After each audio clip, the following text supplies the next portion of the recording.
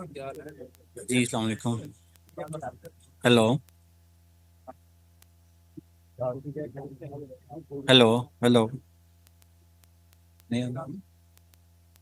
नहीं आ रही।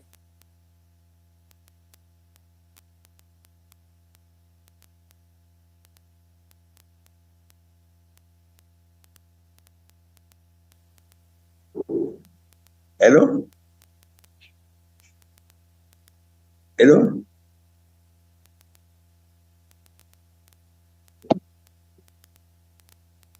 Hello.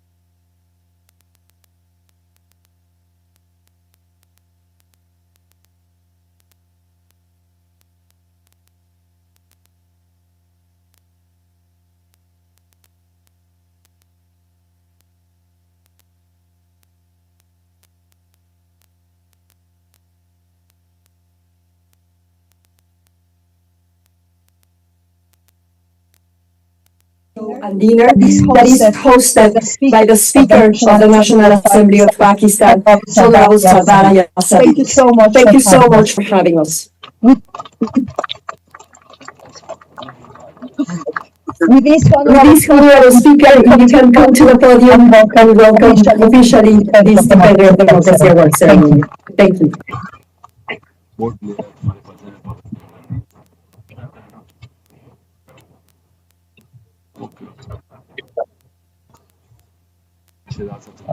أعوذ بالله من الشيطان الرجيم بسم الله الرحمن الرحيم قل هو الله أحد الله الصمد لم يلد ولم يولد ولم يكن له كفوا أحد صدق الله العظيم. We always start the proceeding with the recitation of the Holy Quran, so I took the privilege of reciting. Welcome delegates from different countries, different continents, my fellow parliamentarians, my colleagues, honorable members of the National Assembly and Senate, members of parliament from different countries, and I would like to take this opportunity to thank one of the senior most members of our parliament, elected as I heard today in the morning for the 8th time, Sayyid Naveed Kamal, who is the president of the PGA, and he is committed not to stay for more than one term as president of PGA, like being in the National Assembly. Sherry, who looks after the affairs of PGA for Pakistan, Deputy Speaker sir, my honorable colleagues, my minister.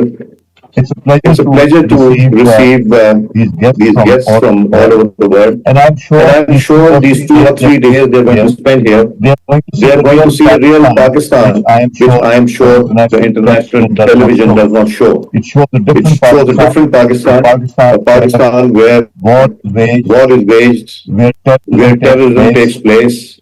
And when you go back to Pakistan, you'll be having very good memories, inshallah, hopefully. You would have seen the real Pakistan, not what is portrayed negatively in the international media. This is a problem with the countries who are thriving, who do not play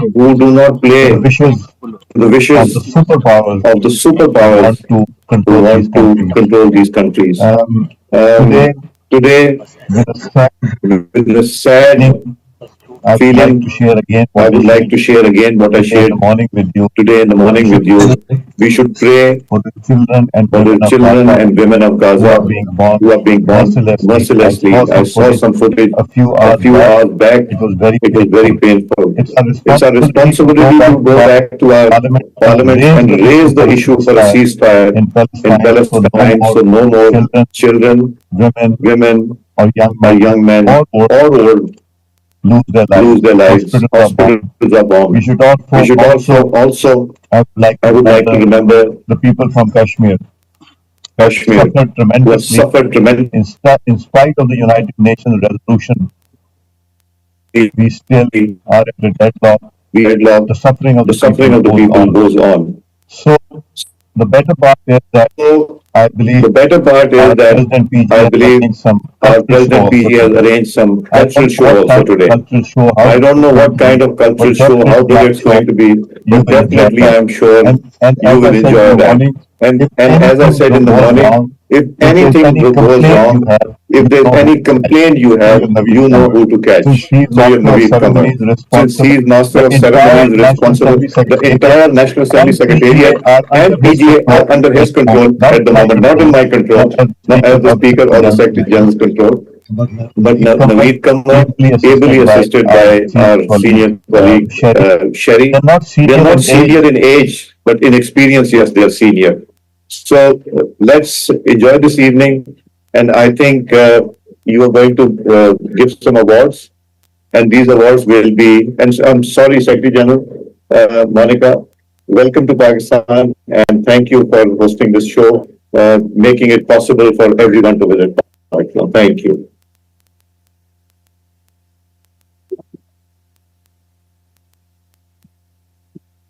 Thank you so much, Honorable Speaker. I would like now to ask Honorable Said Naveed Kamar for opening remarks. Thank you.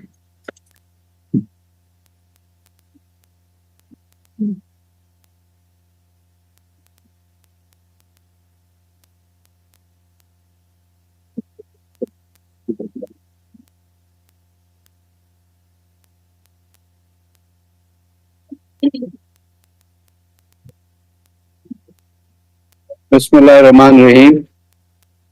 Honorable Speaker, Ayaz Sadiq Sahab, Senator Shari Rahman Sahiba, Honorable Deputy Speaker, our Honorable Ministers, Members of Parliament from around the globe, as well as our colleagues from within this environment. Welcome to the Pakistan Parliament. As you said, you can see that on your right is the National Assembly and Senate building, right here. And over here is the executive. Of course, the cabinet doesn't sit here, but this is the cabinet lobby. And as you look behind this screen, that is the presidency. That's where the president sits. So basically, this is the entire government. Though there are other state organs that go beyond these buildings, but in the same vicinity. So right now, we're sitting in the midst of where things are supposed to happen. And we are making it more and more likely that things happen here rather than elsewhere. This is no speech, it's just a welcoming remark. We want you to enjoy the Pakistani evening in these environments. We will be presenting the various cultures of Pakistan. But before we do that, two very well-deserved awards that are to be given out. This is PGA, the tradition that every annual forum has a Defender of Democracy award says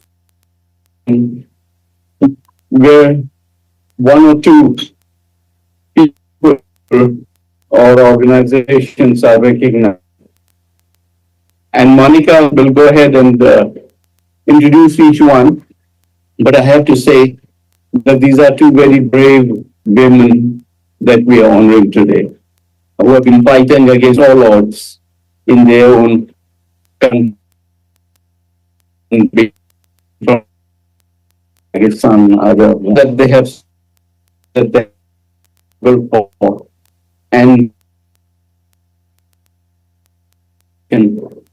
for young Ontarians and even those who are aspiring Parliament.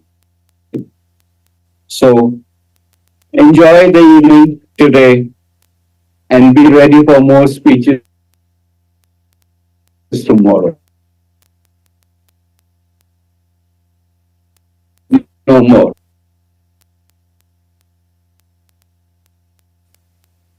I would like now to ask very women if she could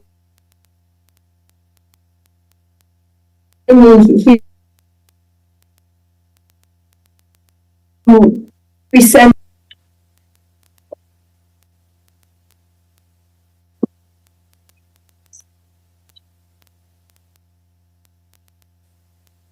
Bismillahirrahmanirrahim.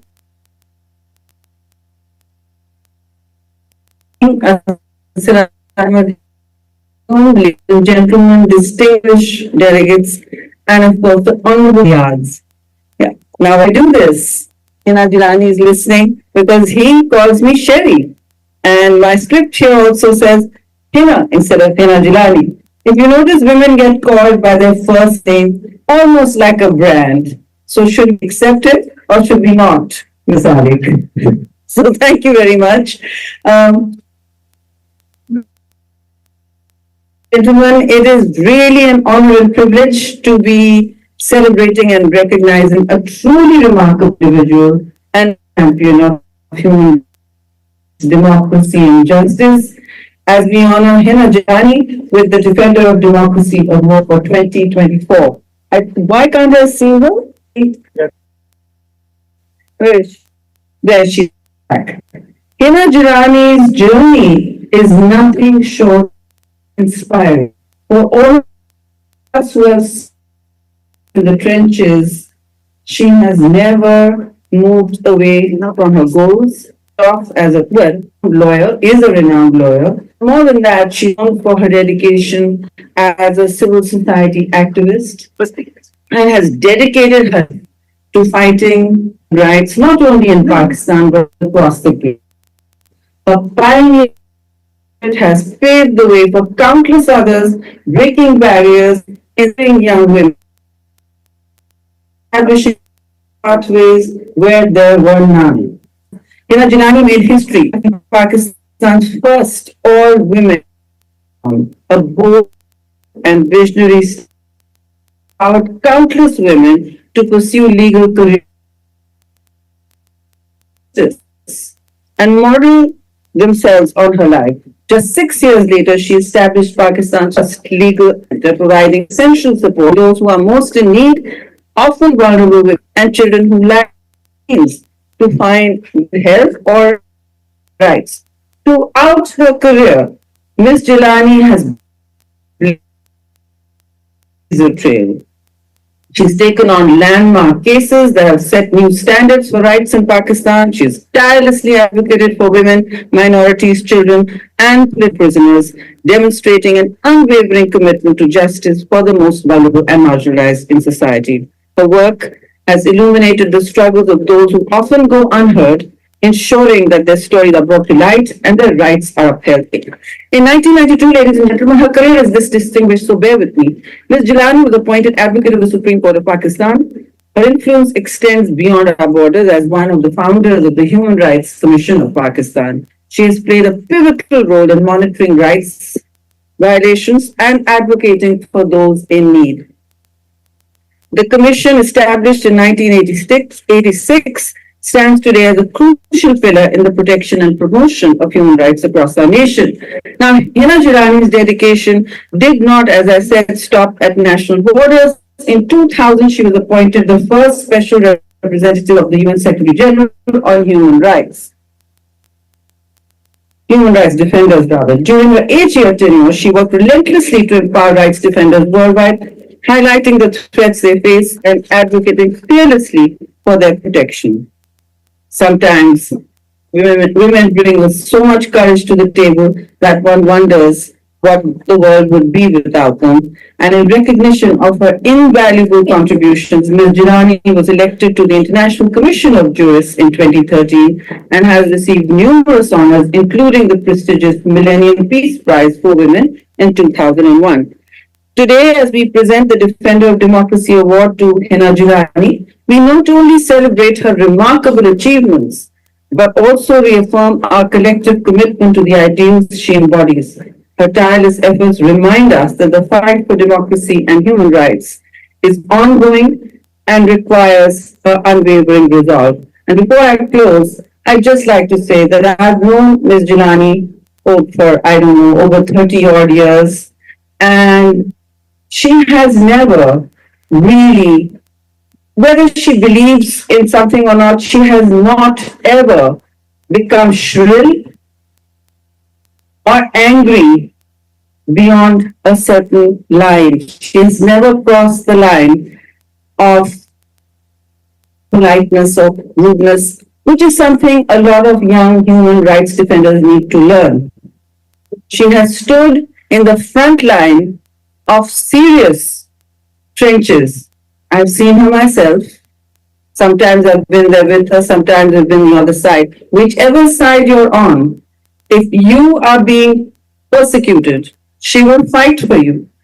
but she will speak with dignity, composure, and a compelling voice to all those who are opposing her. Believe me, she gets heard, and I am very glad she continues to be heard and today to be celebrated. Ladies and gentlemen, Hina Jirani, a big hand. How do we do this now? Are we going to her? Are we going to her? Mr. Malik? I don't think she can hear you. Ms. Jirani, can you hear me? Unmute. Yes, I can. I can. I can. Thank you very much. Thank you so much for being with us in this season. And if you would like to say some words? Well, first of all, let me thank the parliamentarians for Global Action for giving me this honor and this privilege of being with the ceremony here, and the kind of honor that I feel in being awarded this prize. I also thank Sherry for the kind words she has said. I hope it's not only because she's a longtime friend and she feels what she has said. I must say a few words here about my struggle. I don't think this is really an award that recognizes me as much as it recognizes the value of the kind of work that I and others do as human rights defenders, as democracy activists. I think this struggle was never easy. Human rights defenders in this field are always in the forefront, and they do have several challenges, including threats to themselves personally. But I think despite these, we believe that it is a struggle worth doing. And people like me have always believed more in my struggle than the achievement of goals that we have set for ourselves. Because in struggle, there is always hope. And I think the reason why I support institutions and promote institutions like the Parliament is because of our desire that institutions should be built, that the trichotomy of power in governance should be respected. I also think that people like us who think that the human rights regime actually creates the environment in which democracy and the rule of law can be preserved. And that is the reason why our struggles have always focused, not just in human rights-based governance in our own countries, but also pursuance of a goal where we want a rule-based order globally. And I think that this is something that has driven me not only to work nationally, but also regionally and at the international level on human rights issues. I'm at the moment addressing you from London, and I apologize for not being with you personally today to receive this very prestigious award, because I'm at the moment attending a meeting of the elders of which I am a part. This is a group that was established by Nelson Mandela to promote human rights and peace around the world. So I'm still busy, as you can guess, in the work of international peace, security, and the promotion and protection of human rights. We have a long way, of course, as human rights defenders, to achieve the goals that we want to achieve.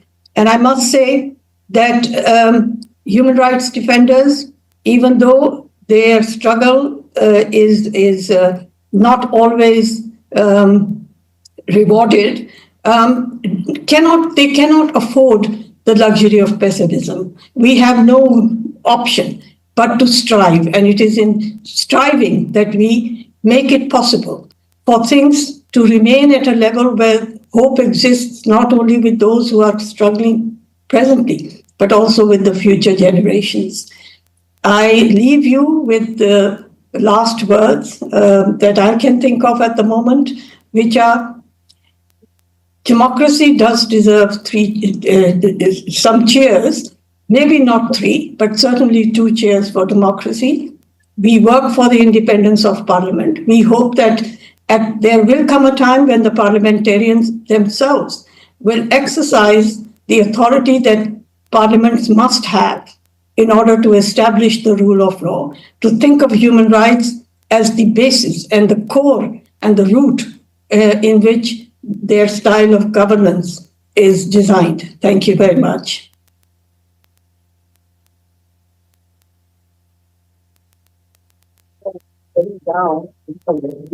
Jilani, thank you so much for your words. And you are right. You are missed here, but we understand, of course, the importance of your meeting with the elders.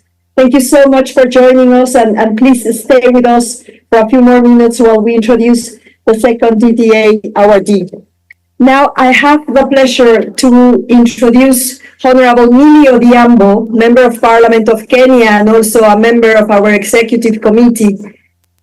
Honorable Odhiambo, if you can come to the podium. Thank you.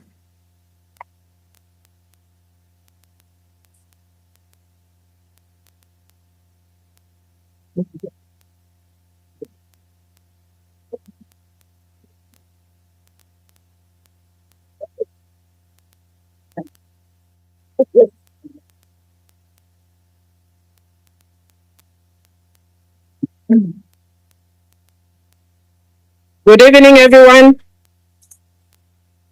Good evening, everyone. Salam alaikum to the Honorable Speaker, Sadat Sadiq, the President of the PGA, Navid Kamar, Senator Sherry, the Deputy Speaker, the ASG of the PGA, Monica Adame, the members of Parliament here in present, the Excellencies in the House, ladies and gentlemen, good evening yet again. My name, as you've been told, is Millie Odhiambo Mabona, Member of Parliament from Kenya, and it's my distinguished honor to be here today to present the second recipient of the DDA Award.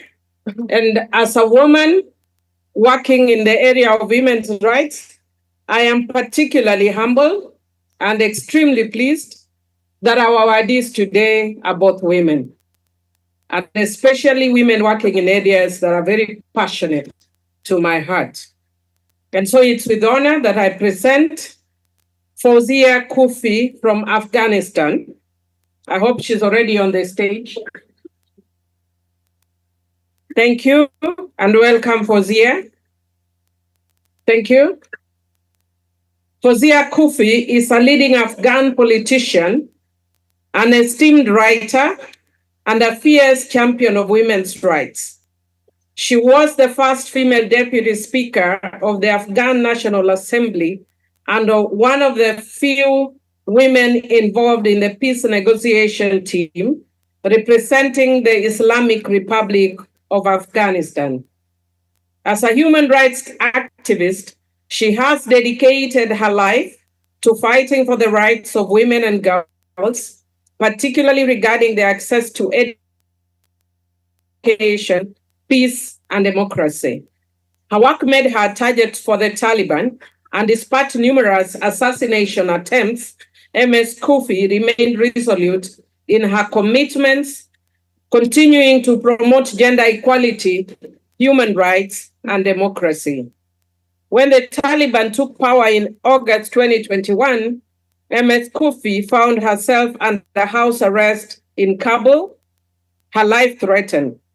She fled Afghanistan, but continued her advocacy work, amplifying Afghan voices on the global stage, working tirelessly for Afghan freedom, and to keep Afghanistan at the top of the international agenda.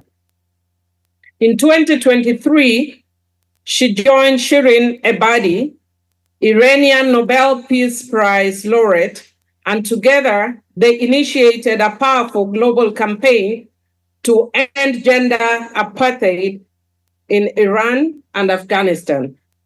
By mobilizing Afghan women activists and empowering them to make their voices heard, MS Kufi exemplifies the true essence of leadership, inspiring others to act and guiding humanity toward a more peaceful and inclusive future. Honorable delegates, you would agree with me that she is well deserving of the prize. Can we please put our hands together to honor her? And I wish to take this opportunity to request her to take over. If you have any words to say, it is your time, please. Go ahead. Bismillah ar-Rahman ar-Rahim. Thank you, Honorable Millie, MP from Kenya. And I would like to present my gratitude to the Executive Committee of Parliamentarians for Global Action for their decision to award me the Defenders of Democracy Award. I also appreciate the Speaker of National Assembly of Pakistan, His Excellency Sardar Ayaz Sadiq, for hosting this timely event. Honorable parliamentarians, ladies and gentlemen, it's a pleasure to connect virtually, and it's a regret that I'm not there in person, despite my personal desire and preparations to be there. But I could not for the reasons not in my control. I was in the beautiful building of Pakistan National Assembly for the Women Parliamentary Network hosted by the All Parliamentary Women Caucus in 2010. Those were the times when active war continued in Afghanistan and Iraq. Pakistan was hit by back-to-back explosion, and many countries in the Arab world were in the edge of revolution and political turmoil. I never imagined that when I look back in those days and say that those were simpler times. Today, we come together and see that we are living in a world where democracy and world order is challenged by profound uncertainty than ever. It seems everywhere we turn our face, we are faced with one worse thing happen than the other. Conflicts arising far bigger and more brutal than before. Today, as we speak, and as Honorable Speaker of the Parliament, Sardar Fayaz reiterated, thousands lose lives in the Middle East conflicts. Gazan children and women do not only lose life due to the war, but also to the starvation. Climate change is more real than ever before. Sometimes even destructive technologies and guns, massive destruction emerging faster than their creators can understand or be prepared for it. The economies struggling to provide opportunities for the generation in rise. All of this happens in a time of deep distrust. Distrust between government, leaders, and public has been in decline for years. What is alarming is the loss of faith and trust on the world's order and the moral authority of the governments when they need to protect the rights and the good of humanity.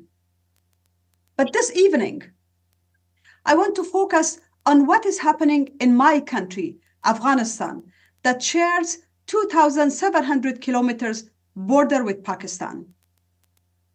As when I look back and compare the situation from now to when I was speaking before your parliamentarians 14 years ago, life changed drastically for many people in Afghanistan after the collapse of democratic institutions in August 2021.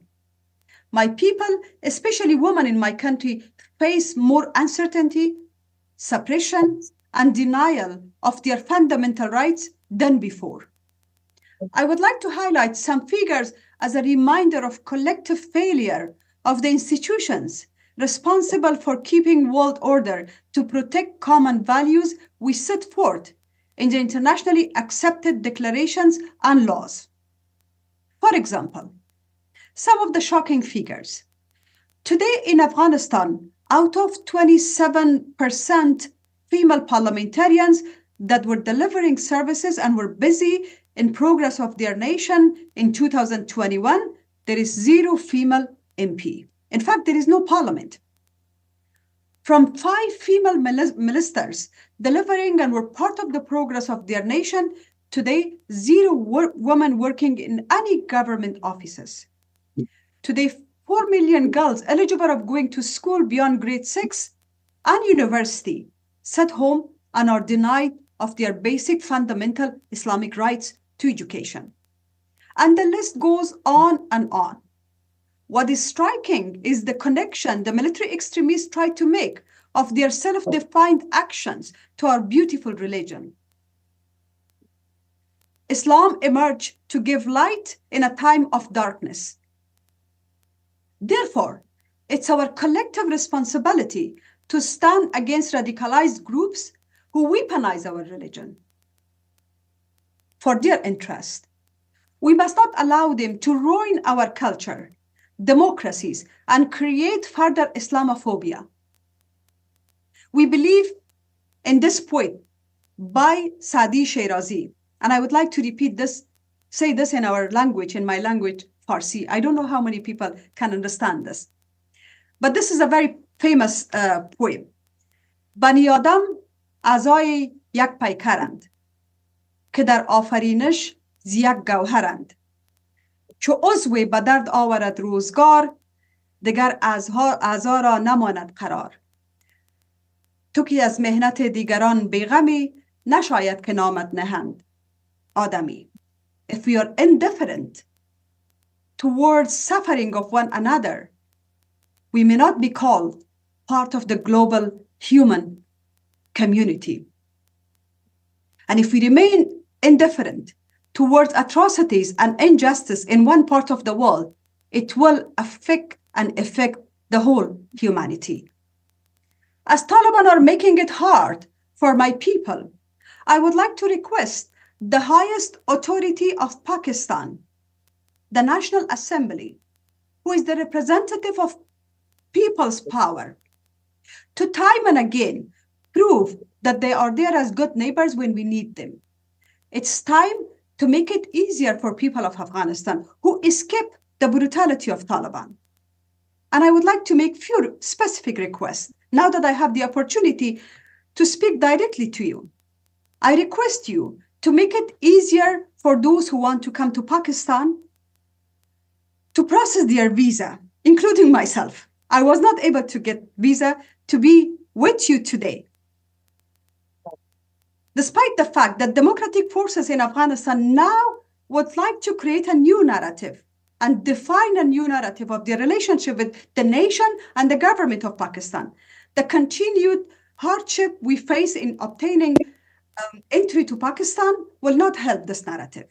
I would like to request you and your government and private entities in Pakistan to provide more scholarship opportunities for girls who are deprived of these fundamental rights in Afghanistan so that they could pursue and continue their education.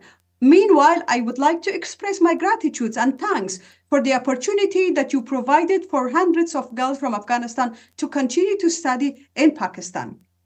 I think also it's time to stand with democratic forces of Afghanistan, as military radicalization knows no border.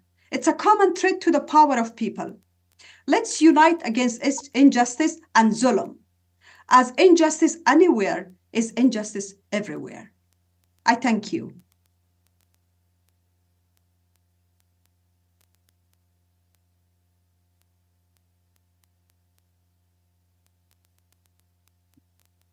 Thank you very much. And we offer the award virtually. I hope she receives it virtually. Thank you very much. And I gave you a lot of love in return. Thank you. An honorable speaker, on my behalf and the Parliament of Kenya, we thank you for welcoming us here. And indeed, Pakistan is amazingly beautiful. I love Islamabad. And when I pretend to speak Espanol, I would say it's verdaderamente estupenda. It's truly stupefying.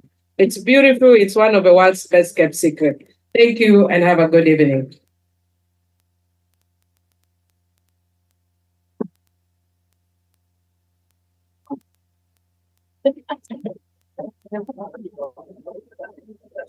Thank you very much for your time, for your speeches, for your participation, and of course, welcoming us here. With this, we close the ceremony of the Defender Award 2024.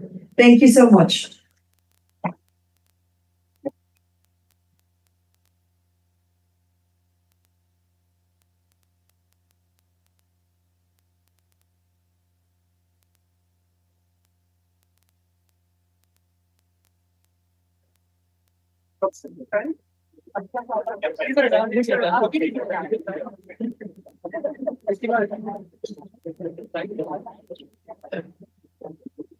Honorable delegates